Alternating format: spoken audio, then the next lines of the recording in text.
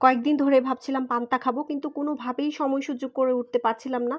তো গতকাল রাতের বেলা ভাতে পানি ঢেলেই দিলাম। ভোরবেলা ঘুম থেকে উঠে পান্তা ভাত খাবো সেই আশায়। আমরা বাঙালিদের কাছে এই পান্তা ভাত খুব কমফোর্ট একটা খাবার।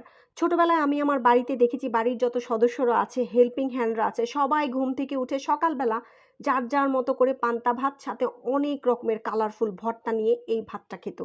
আমিও মাঝে মাঝে খেতাম। কিন্তু তখন আমি ভাবতাম এই ভাত প্রতিদিন খাওয়ার কি আছে? কিন্তু এখন আমি ওই খাবার খুব মিস করি।